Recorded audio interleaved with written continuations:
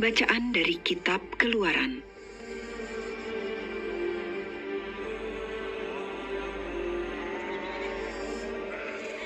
Di tanah Midian, Musa biasa menggembalakan kambing domba Yitro mertuanya, imam di Midian. Sekali peristiwa, Musa menggiring kawanannya ke seberang padang gurun dan tiba di gunung Allah, yakni Gunung Horeb.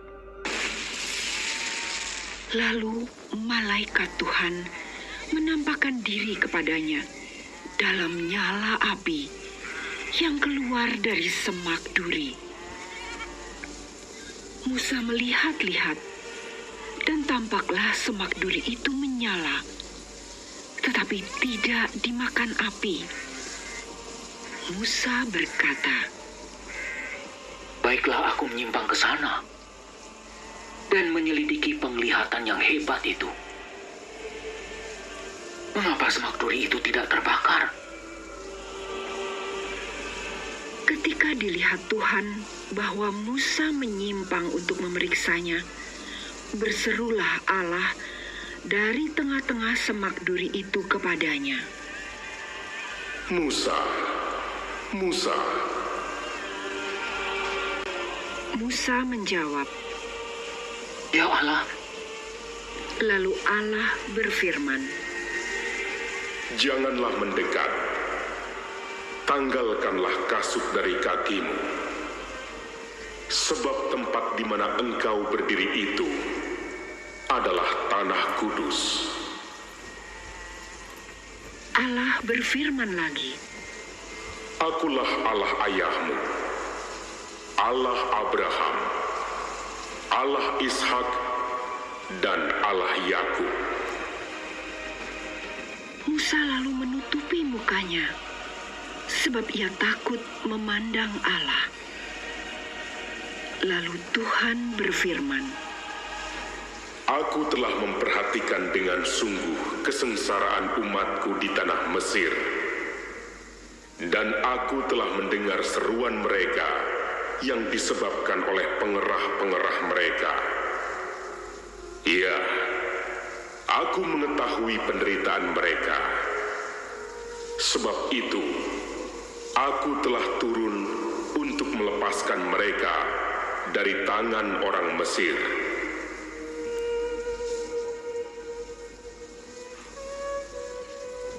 ketika Allah mengutus Musa untuk membawa umat Israel keluar dari Mesir, Musa berkata kepada Allah, Tetapi apabila aku menemui orang Israel dan berkata kepada mereka, Allah nenek moyangmu telah mengutus aku kepadamu,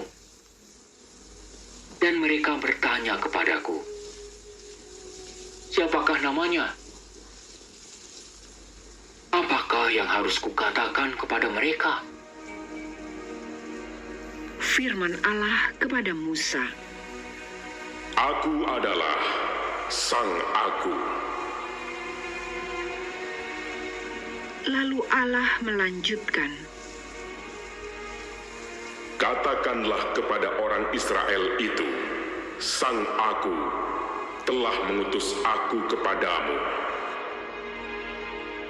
firman Allah pula kepada Musa, Katakanlah ini kepada orang Israel, Tuhan Allah nenek moyangmu, Allah Abraham, Allah Ishak, dan Allah Yakub telah mengutus aku kepadamu. Itulah namaku untuk selama-lamanya, dan itulah sebutanku turun-temurun.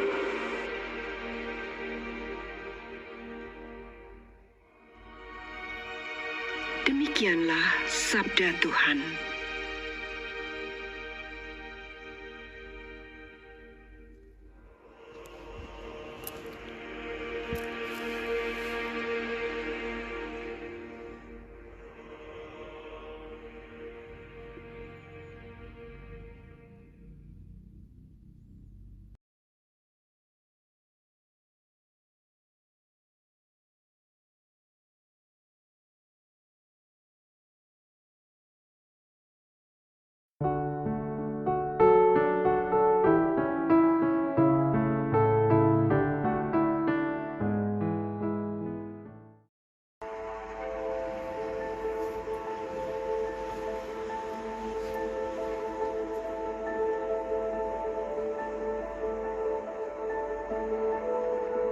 Pembacaan surat pertama Rasul Paulus kepada jemaat di Korintus.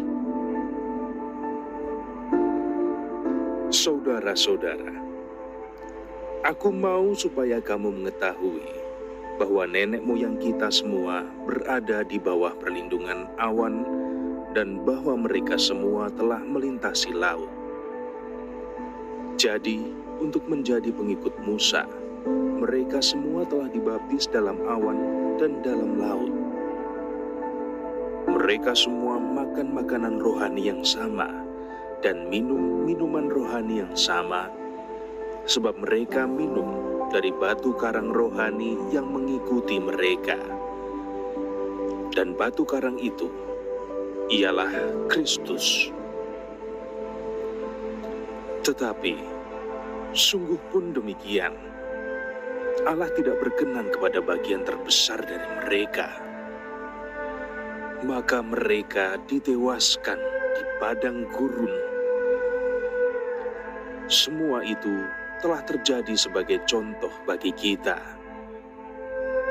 Maksudnya, untuk memperingatkan kita, supaya kita jangan menginginkan hal-hal yang jahat, seperti yang telah mereka berbuat.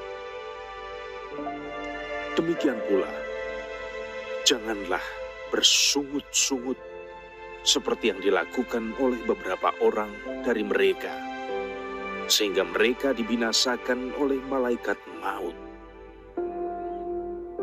Semua itu telah menimpa mereka sebagai contoh bagi kita. Semua itu dituliskan untuk menjadi peringatan bagi kita yang hidup pada zaman akhir yang kini telah tiba. Sebab itu, siapa yang menyangka bahwa dirinya teguh berdiri? Hati-hatilah, supaya jangan jatuh.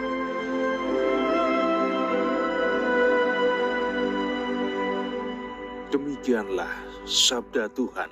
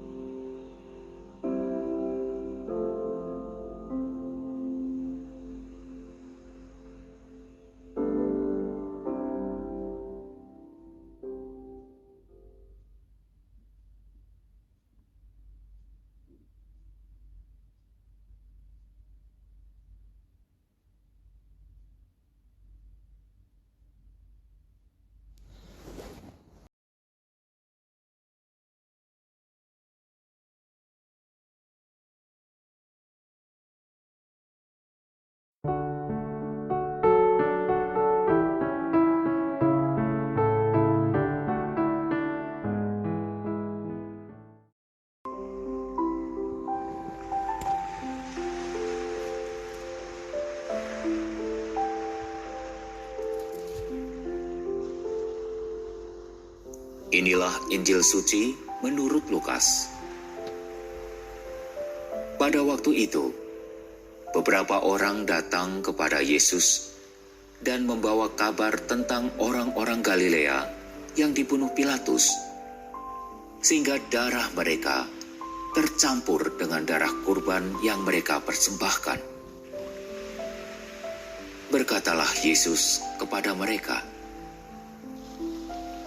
"Sangkamu orang-orang Galilea ini lebih besar dosanya daripada semua orang Galilea yang lain, karena mereka mengalami nasib itu? Tidak, kataku kepadamu. Tetapi jikalau kalian tidak bertobat, kalian semua pun akan binasa dengan cara demikian. Atau sangkamu ke-18 orang yang mati ditimpa menara dekat Siloam lebih besar kesalahannya daripada semua orang lain yang diam di Yerusalem? Tidak, kataku kepadamu. Tetapi jikalau kalian tidak bertobat, kalian semua pun akan binasa dengan cara demikian. Kemudian Yesus menceritakan perumpamaan ini. Ada seorang mempunyai pohon ara yang tumbuh di kebun anggurnya. Ia datang mencari buah pada pohon itu, tetapi tidak menemukannya. Maka berkatalah ia kepada pengurus kebun anggur itu, "Sudah 3 tahun aku datang mencari buah pada pohon ara itu, namun tidak pernah menemukannya. Sebab itu, tebanglah pohon ini. Untuk apa pohon itu hidup di tanah ini dengan percuma?" Pengurus kebun anggur itu menjawab, "Tuhan, biarkanlah pohon ini tumbuh selama setahun ini lagi. Aku akan mencangkul tanah sekelilingnya dan memberi pupuk kepadanya. Mungkin tahun depan akan berbuah. Jika tidak, tebanglah." Demikianlah sabda Tuhan.